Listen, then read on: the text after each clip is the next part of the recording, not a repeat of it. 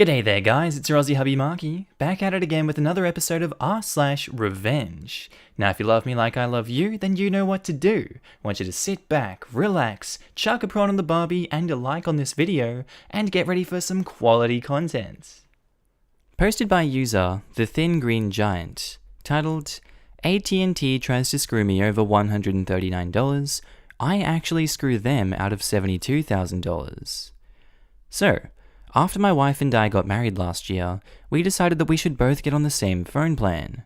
We went down to the AT&T store and met with a rep who told us that we'd both be on an unlimited plan for $70 a month all in, including taxes and fees. I was very specific about getting the all-in price for the service. It seemed like a decent deal, so we signed up.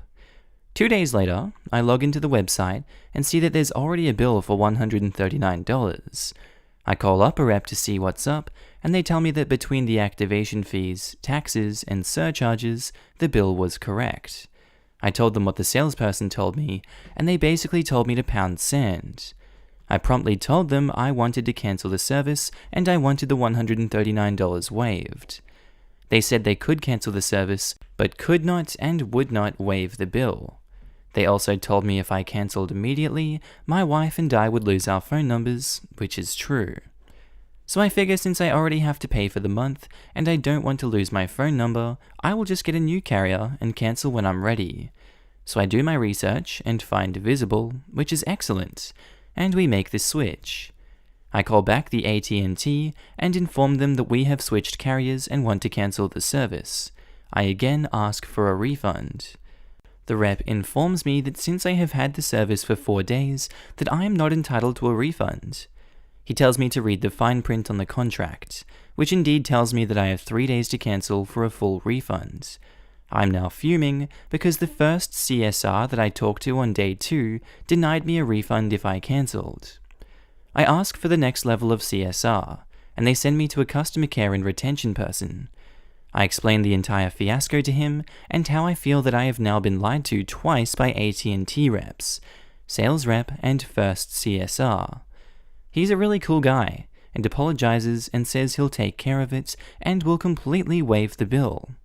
I'm very thankful and hang up, thinking that this is finally resolved. Fast forward a month and I get an AT&T bill in the mail saying my payment was not received and is now late. I again pick up the phone and call AT&T. I eventually make my way through 2 CSR reps until I get back to the customer service care and retention center. This time, I did not have the chill dude. Instead, I got a very smarmy woman who said that the bill was due and I'd owe the entire amount. I asked her to please check the CSR notes and that the last guy told me he would waive the amount. She put me on a 10-minute silent hold and came back and said she'd escalate the matter to her supervisor. She said I should receive an email by the end of the week with a resolution. 2 weeks go by, no response. I call again. This time I get a very nice lady that is sympathetic. She says she'll waive the bill. She comes back and says that she can't do anything because the bill has already been sent to collections. She said not to worry and that she'll send a letter to collections and have them waive the debt.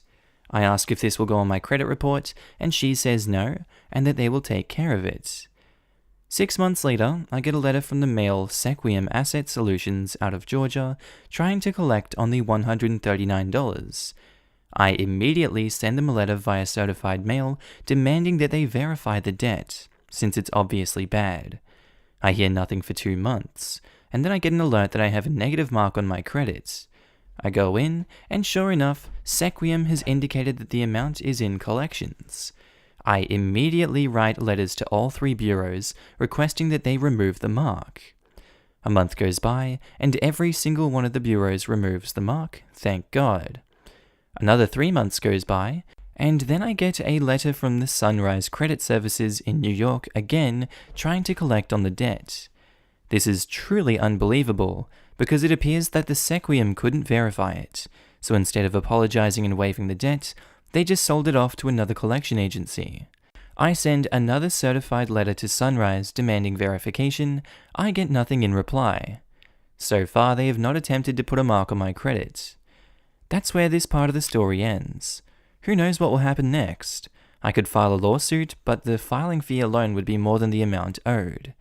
Here's the thing, I'm not cash-strapped. I'm blessed enough that I could easily pay the $139 without making a dent in my budget. I have lost 5 times that amount in hours spent on the phone and in writing letters. But I am determined to go to Matt with AT&T on principle alone. This brings us to the revenge stage. You see, in addition to my day job as an attorney, I am an elected city councilman in my town. And when I was going over our monthly expenses, I noticed that we were paying AT&T close to $6,000 a month for our phones, internet, and TV services. We're a fairly small town, so it was pretty obvious that we were being bent over by these clowns and that we could save a ton of money by switching. I started working with our city manager and IT director on finding other solutions. We discovered that by switching to various carriers and providers that we could save half. I never would have looked that closely into our telecom expenses had TNT not jerked me around. 2 weeks ago, the resolution to switch was put on our meeting agenda and the council voted to pass it. We decided to completely cut ties with AT&T. Our city is saving a ton of money, getting better service, and with the money we saved from switching, we were able to hire another part-time animal shelter employee in which we desperately needed. I highly doubt our city would have considered switching if I didn't make such a stink about it. AT&T will end up losing hundreds of thousands over the coming years because of this. I hope it was worth it, AT&T. I can't stand AT&T. During my freshman year at college, they had a promotion for $15 a month for a year.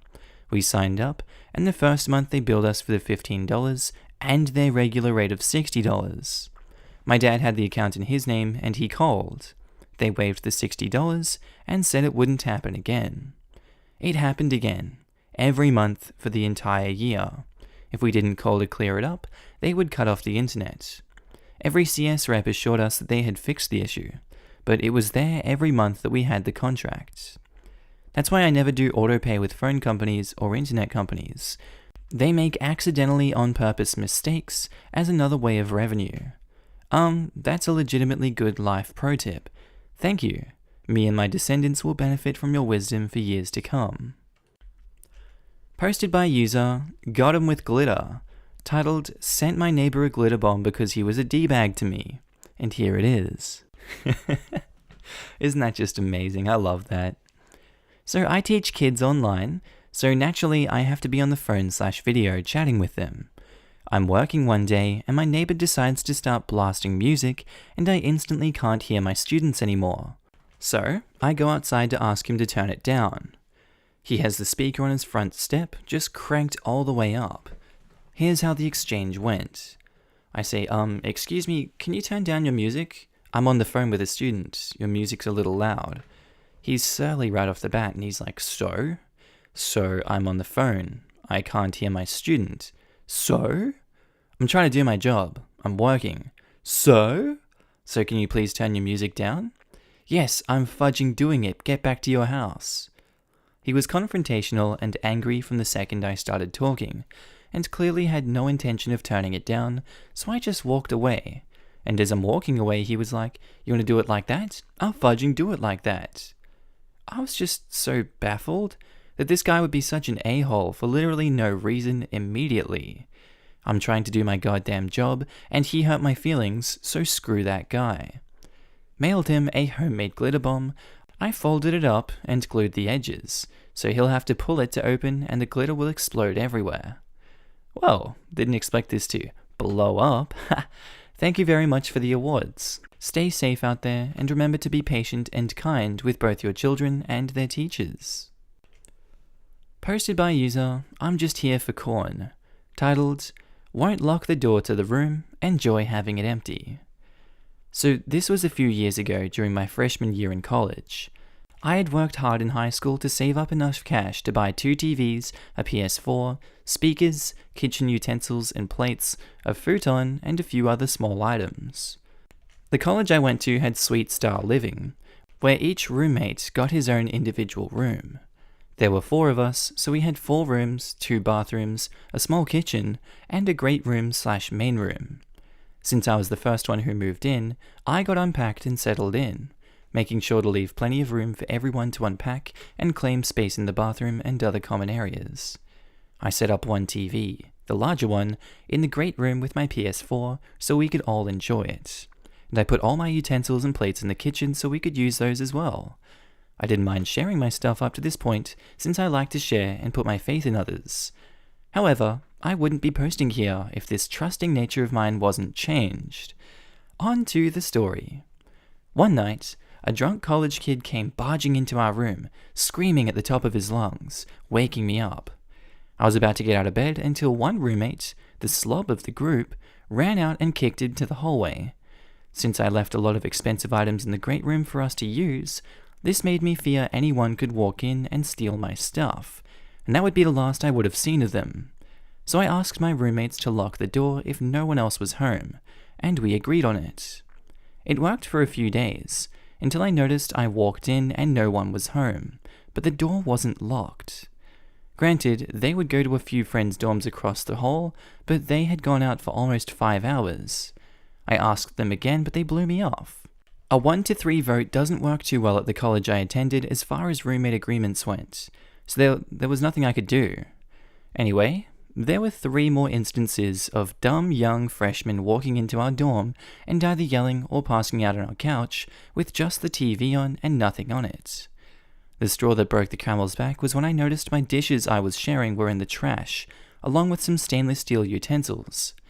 As I looked around, I also saw one of our 4 controllers I had was smashed and under the couch, and my remote was totally lost. Never knew what happened to it after all these years. I finally asked one more to lock the door and to try to respect my things that I shared with them, but they blew me off and said, "It's not like you use them, it's basically ours anyway." With this, I got petty, and I mean petty. I started my revenge when they went off to get beer, since they wanted to play a new Call of Duty game. Can't remember which title.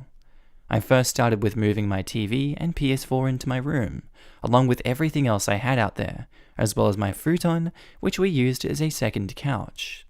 It took me about 30 minutes of hard labor, but I had finally a packed dorm room. But man, it looked awesome. That's my petty part. Time for revenge. After another 20 minutes, they returned with a whole group, and they were stoked to play the new Call of Duty until they noticed the entire great room empty, save for the couch and TV stand. I decided to leave before they got back, but I was receiving calls and texts for almost an hour asking where I was and where all the stuff went. I decided to keep quiet and allow them to embarrass themselves in front of their friends. Not only that, but they confronted me on a few occasions to get me to surrender my items, or else they'd have to pay for new ones out of pocket. None of them worked, and all sponged off of the snacks that I bought for myself, which were now safe under my bed. I merely said, "Oh, sorry, but they're now locked behind my room, since that's the only door that is locked in this whole place. I told you, I won't share if it isn't behind a locked room, but now it is." They were very unhappy, and spent way more than I did on my items since I got back to school sales and work discounts on all of my items. I probably paid nearly $1,400 on everything that I bought, and they paid nearly $2,100 to get back everything that I had shared. And they had to split it all up at the end of the school year. I can say one thing for certain. It is fun to see 3 guys fight over a PS4 and a large TV, since they all chipped in to pay for them. Anyways, that's my petty revenge, and my first post under this thread. Hope you guys enjoyed the read. Edit, wow. Had no idea I would get so many upvotes and want to answer some questions. I have seen a lot of you saying I should have played dumb when they were asking about my stuff disappearing, which they honestly thought they were entitled to anyway. I was pretty quiet as a freshman, and I used to hate confrontation, and one roommate was a bit of a thug with some thug-like friends. And I honestly had no intention of getting involved with that. But they were indeed mooches, and I have a plethora of more stories about them, not revenge. But more of how they left the place, and I was more like a housekeeper rather than a roommate, since I hate dirty rooms. A little bit of a neat freak, I know, but if anyone wants to hear more of those stories, please tell me a thread to post in the comments or through a DM. You've been too patient with those mooches. Plus, I probably wouldn't have put anything too valuable in a common room. Way too patient. I would have asked twice at most before taking it all back. I'd also be tempted to bring it to a friends and family member's house to store and let my roommates think it all got stolen for a bit. Oh, I feel ya. While I was doing my apprenticeship, I was allowed to live in the university's dorms in our town. The university is quite small, and they had over half the rooms empty, so they allowed anyone who was studying to live there. I bought some cooking appliances, kitchenware, and had to move them into my room after a couple of months because people were misusing them and taking them into their rooms for days, if not weeks at a time. Me and my ex both had rooms there, and we decided to sleep in one room and make the other a games room for us and our friends. It was my room. And boy, that got abused so quickly. If we went home for the weekend, 9 times out of 10, we would return to the room being a pigsty. Empty bottles and cans everywhere, food on the floor, and someone even pissed in the bin that was in there. Me and my ex broke up, and I moved all my stuff back into the room, and for a good month after, people were still knocking on my door, demanding to be let into the games room, and most times they were drunk-tards. One particular couple tried to berate me when I wouldn't let them into my room, and they tried to tell me that it was the university's games room. They shut up after I showed them the lease that I had signed for the room. Also had someone break the door handle trying to get in. I was asleep and had earphones in. I didn't know what had happened until I spoke to one of my doormates the next day, since she nonchalantly told me that one of her friends was drunk and wanted to play games, so he tried to get in.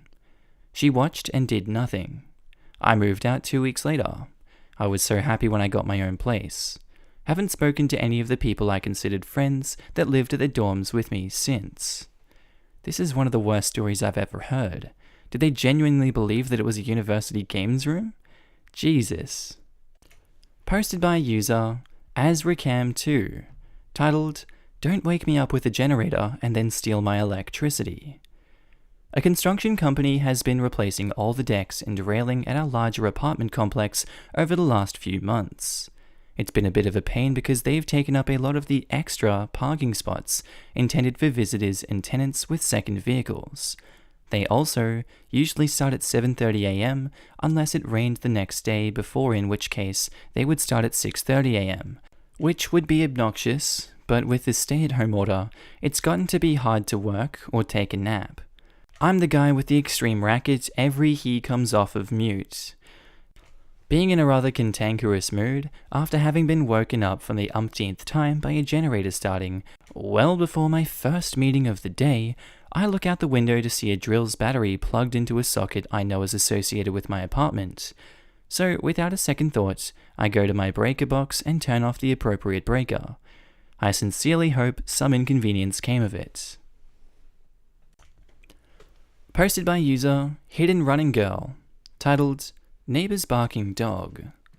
Was living in one of the original single wides while building our house. There was a good amount of snow on the ground, and it was about 3 inches or 3 foot, that's an asterisk, I don't know, at night. Every sound was amplified. Neighbor's dog was an outside dog with a heated house. It barked all the time. If a dog barks for 5 minutes or longer, you can log it. When you turn the log in, a judge can charge them $50 per incident. I was up to 20 to 30 logs a day, lasting 5 minutes to a couple hours. I wasn't even home all day. She was super poor and I didn't want to go this route. After 3 weeks of my husband and I getting no sleep, we had begun to fight a lot, and I wasn't getting anything done because of being sleep deprived. I was daydreaming of tackling the dog and putting a shock collar on it. In the end, every time the dog barked at night, I would put on a sweatshirt and crunch, crunch, crunch my way to her house and bang on the door till she answered. She's like, "What? Your dog's barking." "Oh, I didn't hear him." So I turned to leave. By the 3rd time she answered her door. I say, "Your dog's barking. Why do you keep doing this?" "It's not my dog. It's yours. If I'm up because it's barking, so are you. I haven't slept in over 3 weeks. This is how neighbors get murdered." It took her 4 nights to break and do something about her dog. A couple of times I had to pound on the door for several minutes with my breath freezing in my lungs. But it was worth it. You know what? I'm gonna do this. I'm gonna do this to the neighbors with a barking dog behind me. It's getting pretty bad sometimes. Posted by user Meggie Z, titled, Landlord tries to keep us in a mold house. We get his place condemned by the city. So this is my first pro-revenge post. I lived in a lot of awful places throughout my college years, but this was one of the big ones. It's pretty long, just to warn you. I'd recently moved into a house with 2 other girls. It wasn't the best house, but seemed to look okay for a college apartment. One of the girls had a friend who had lived there before, and told us the landlord was sexist and kind of a dick, but usually meant well, and it was a decent rent. I'll be referring to him as Idiot Landlord. We were all broke, so we decided to sign a lease. I should have realized the warning signs when Idiot Landlord wanted to sign it in a Big Boys, after he had just eaten dinner there, and the leasing agreement looked like he had chopped it up from other pictures of lease agreements on Google. We also found this agreement as an ad off of Craigslist. Things were fine for a few months. I was living alone until the next school year would start, and wasn't home all the time since I would go over to my boyfriend's a lot and sleep over. It was a split house with an apartment in the basement, and ours on the first floor. It wasn't long until I started to notice things happening. We get a good amount of rain since we were in the Midwest, by some big local lakes, and it was springtime. We'd get a good amount of water, and the concrete steps to the house would constantly fill up with water that I had to jump over, and it would disappear overnight. It also started to get a little bit of a musty smell in the house, and I had started coughing and sneezing all the time, but didn't know why. Soon, the other girl moved in, and we started having some difficulties with Idiot Landlord. He wouldn't tell us when he'd come over to check on the property. He said he did this to keep up on looks and mow the lawn, but he did it way too often for any of us to be okay with it. He would argue with us about having a copy of our own lease. He'd yell at us to give him rent payments in cash, especially before going to his cabin up north with his girlfriend. But the biggest of all was that we were having problems with mold, and he did not care. For a while, we hadn't talked to the people in the basement apartment, until everyone started having problems with Idiot Landlord. We'd hear them arguing and yelling down below about as often as we would upstairs. But they were in a hellhole. Everything they owned had mold growing on it. They had bugs everywhere, earwigs, beetles, ants, you name it. They were constantly throwing away their clothes, dishes, furniture, even their college papers and homework, since it was all growing mold. They spent money on plastic bins to hold most of their important items, but even those would get moldy. That's making my eyes water thinking about. That's disgusting. We also found out that they were supposed to have another roommate down below, but she couldn't live there from her allergies to mold after signing a lease agreement. We also found out that Idiot Landlord verbally abused her and her mother on the phone, to the point that they were crying and she couldn't get out of the lease. She ended up paying for the 2 places every month so that she didn't have to live there because he wouldn't let her break her lease, and he didn't care. Upstairs wasn't as bad as the basement, but it wasn't good either. All of us were coughing more and more each month. We would wake up coughing in the middle of the night, and we were all getting really sick. We tried to air out the house as best we could, but nothing helped. I ended up getting a severe case of strep throat so bad that every swallow I took made my eyes water and made me verbally make noise from the pain. I tried to ask the doctor I went to if he could prove that this was from mold later, but he unfortunately couldn't give me a solid statement on it. And if anyone's had strep throat, that's probably one of the worst things I've ever had in my life. Strep throat is so painful. Oh my god, it hurts. Me, being a vocal, neutral, good person who was also going to school to be an architect, tried to explain to him what was going on in the house. No air circulation, his concrete steps and foundation walls were not sealed, so all of the water I'd have to jump over was most likely going into the basement walls, causing most of all the mold. We had found a few areas on the roof that needed patching, since we noticed some leaks, among other things, and the basement apartment had cheap patio doors for their only means of entrance and exit, which would constantly be up against water when it rained, adding to the problem. Oh, smart idiot landlord decided that we were all just girls complaining about silly things that didn't mean anything, so he brushed us off and said we were fine, even though I had told him I was learning about these things in school and knew what I was talking about. He wouldn't let us out of the lease as hard as we tried. So all of us girls in both apartments decided we would get out if it was the last thing we did. then began researching all of the legal apartment and tenant information for our state and city to get out. We were paying for attorney's fees, started taking pictures of the mold upstairs and downstairs that we could find, talking with several different city staff and police, and started compiling this into a nice document. After deferring my rent payment to get a copy of the lease agreement from Idiot Landlord, we could finally take a look at our legal document and use that further to get out. We were also working with another landlord at a renting company in town, who I will call Good-Ass Landlord. He was, thankfully, doing his best to get us out of that crap hole and into his apartment. Through him, we'd get all of his legal ins and outs of the renting business, and he would help us find a loophole. Then after months and months of arguments, money, and researching, we found it. If we sent in a mold test to a research lab and it was over the limit of what was inhabitable, we could get out. It was safe to say we had a pretty good idea that it was over the limit. The test came back a few days later, and we sent that off to the city, including our nice documents of pictures, statements, and leasing agreements.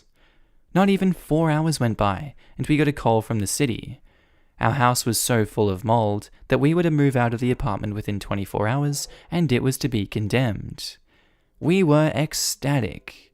All of that hard work had finally paid off, although it was horrifying to know that the mold count was so high. The mold researcher who had been in the business for more than 30 years had not once seen a place with a higher mold count than this house. Yes, this included black mold. Fast forward to us happily packing up in our house, all of our parents getting us together, us moving into the apartment that Good-Ass Landlord kept open for us to move into, and poor old idiot landlord sobbing in our driveway as we happily stacked boxes into cars, complaining that he should have paid more attention and listened to us. This was his girlfriend's property and she's going to dump him. We all took a picture the next day, smiling in front of the condemned signs. It's still one of my favorite pictures to this day. Serves him right for not listening to his tenants. Update, since a lot of people have asked and my responses are buried in the comments below, I've decided to post them up here. As for the aftermath of it all, apparently the city knew about a lot of shady things he did. When we spoke to them, it seemed like he was an eye-roll landlord. They all knew of other problems he had with tenants, but no one had been able to do anything about it until us. He'd sneak his way out of things, since it was a really small town. Unfortunately, there wasn't a lot of rules set in place for bad landlords unless they did something really illegal, which is why we had a really time getting out of there. Also, about a year or so later, I saw more college students living there again. We're pretty sure he did one of those at-home mold testing kits to get it up for sale again, or fought the city somehow. I don't know what he ended up renovating other than he ripped out a lot of carpet. I felt bad for those new people. Just wish them the best and hope they don't have as bad of an experience as we did. I wish it had turned out different in the end, but I hope he learned his lesson to actually help his tenants when they need it. I don't hate the guy, but I think he has some things to work out for himself. Some people are also asking why we didn't sue. We could have, but it wasn't worth the money and the time, since we were all graduating in a few months and broke from speaking with lawyers. We did see what we could do about it though. We just decided that getting out of the house and cutting ties would be the best, instead of dragging the situation out further. Mold is no joking matter. A few years ago, a pipe broke in our finished basement and it flooded. We had it professionally dried out and repaired. A year later, the pipe fix broke due to incompetent plumbing and the basement flooded again. This time with fast-growing black mold due to an incompetent water removal guys. Because the insurance adjuster didn't believe that both tradesmen could have been this bad that his insurance company recommended, he brought in a mold scientist to prove that the black mold couldn't have grown so fast without another problem. Well, the mold scientist proved him wrong with a lot of pictures and explanations about how mold grows. Yeah. He then further proceeded to make the insurance company pay to remove almost the entire finished basement to get it dried properly, and then failed the inspection 3 times to make them do even more drying out. In the end, a $10,000 repair bill became almost $25,000, which the insurance company had to pay. We could never have gotten them to agree to so much, but it was their own mold scientist recommending it after all. Yeah. Mold is horrible and so hard and expensive to get rid of. I hope you didn't get any long or short-term allergies from it, since black mold isn't good. That doesn't sound fun at all, but I'm glad for mold researchers. We were so lucky to have such a great guy working on it, getting rid of it. Even after the basement was repaired and given a clean bill of health, though, we ran expensive HEPA filter fans for about a year just to be sure. Alright guys, that's all for today's episode. I hope you enjoyed it. If you did, be sure to tell me what you thought about it down in the comments down below. If you're new to the channel, also don't forget to subscribe. It would really help out with my channel growth. And also, a huge shout out to my channel patrons and members. I just love you guys and thank you for supporting me on this journey. If you guys are new to the channel and you'd like to support me, links are down below for the Patreon, or you can click the join button next to subscribe if you'd like to become a channel member. Alright guys, that's all for today's episode. I hope you enjoyed it. I hope you have a good day, night, sleep, whatever you're up to, and I'll see you in the next episode. Bye.